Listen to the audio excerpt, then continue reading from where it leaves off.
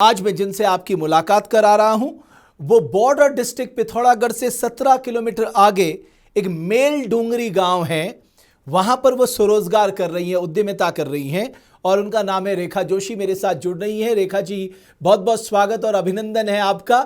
और कब आपको लगा कि आपको स्वरोजगार करना चाहिए, उद्यमिता की ओर बढ़ना चाहिए? सर, आज से 7-8 वर्ष पहले मैं जब गांव में आई, इस गांव में पहले मैं कहीं बाहर रहती थी।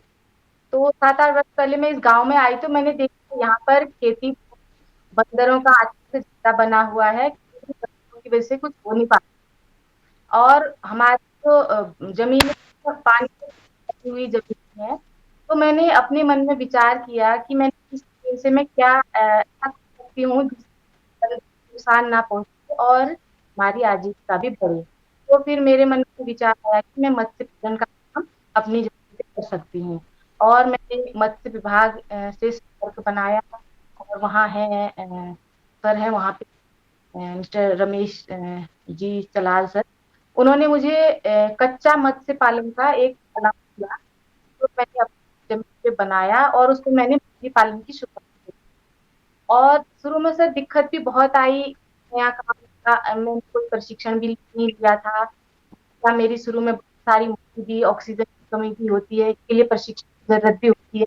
लेकिन मुझे परेशानियों का सामना करते हुए नई नई जानकारियां मैंने इतर जहाँ से यहाँ से प्रशिक्षण लेके तो फिर मुझे पालन का काम आ गया और मेरा 1 साल में मछलियां निकली तो मेरे पास 60,000 की मछलियां मैंने बेची उस तालाब से। उसके बाद मेरे मन में विचार आया कि क्यों ना मैं 2 पौंड और बनाऊं। तो मैं मत्स्य विभाग से मैंने संपर्क किया। उसके बाद मुझे 2 तालाब और दिए। 2 तालाब और है मेरे पास, यानी कि कुल 3 तालाब हैं अभी। तो उन तीनों तालाब में मैं मत्स्य पालन का काम कर रही हूँ, पिछले 7 वर्ष से कर रही हूँ। इसमें मैंने अपनी आजीविका में काफी सुधार किया। आप कीवी का भी काम करती हैं, मुझे मालूम चला। जी, मैं कीवी का भी करती हूँ सर। पिछले 7 वर्ष विभाग से हमें के पौधे उस समय तो हमें मालूम भी नहीं था कीवी क्या फल होता है, कैसा होता है, कभी देखा नहीं था। लेकिन मैंने उन पौधों को लगाया और उनकी देख लगाई उस टाइम में। और उस 5वें साल फल उसमें लेट आया। 5वें साल जब उसमें फल आना शुरू हुआ तो मैंने देखा तो वाकई में बहुत स्वादिष्ट फल था और उसको बंदर भी खा रहे थे। तो मैंने फिर उसको बड़े स्तर पर करने की सोची। तो फिर पिछले वर्ष मैंने कृषि विभाग की सहायता से पौधे कीवी के और नए लगाए हैं, तो अगले फल देना शुरू हुए। और आप ऑर्गेनिक खेती भी करती हैं, यानी आप सब्जियां भी लगाती हैं ऑर्गेनिक तरीके से, उन्हें भी बाजार में बेचती हैं? जी सर, मैं गोभी, बीन्स, मूली और ये पहाड़ी चौलाई वगैरह ऑर्गेनिक सब्जी का उत्पादन भी करती हूँ।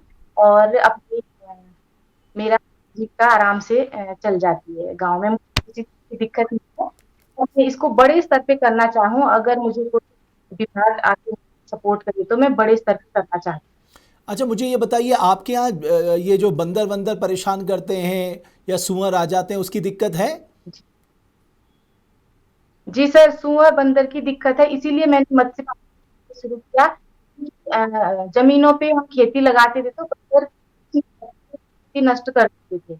इसलिए मैंने पानी वाली जो हमारी होती है उसमें तालाब बना के मत्स्य पालन का कार्य शुरू किया है।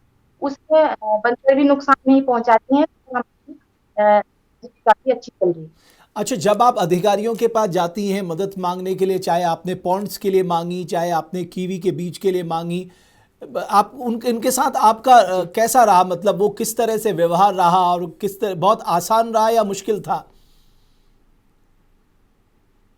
सर, पहले तो जान पहचान नहीं थी, मैं मत्स्य पालन में गई थी। फिर मेरी धीरे धीरे उन लोगों से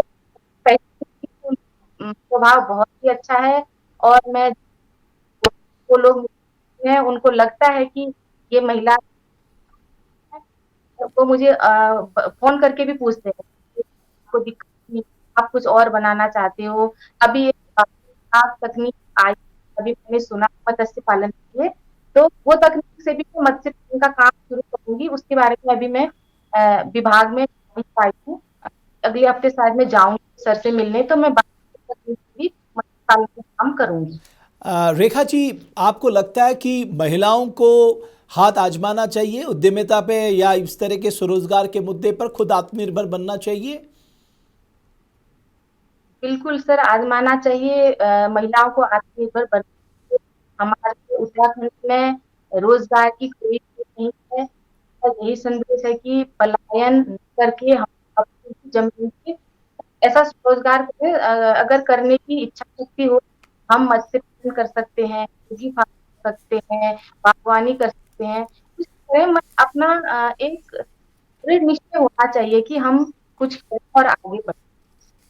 एक आखिरी सवाल मैं आपसे पूछना चाहता हूं, आपके बच्चे पिथौरागढ़ में पढ़ते हैं या बाहर पढ़ते हैं? फिर बच्चे मेरे यहीं पढ़ते थे, अभी बड़े हैं, तो कुछ तैयारी कर रहा है, वो अभी पिथौरागढ़ में है। छोटा बेटा मेरा यहीं सरकारी स्कूल में अभी 10वीं कक्षा में है।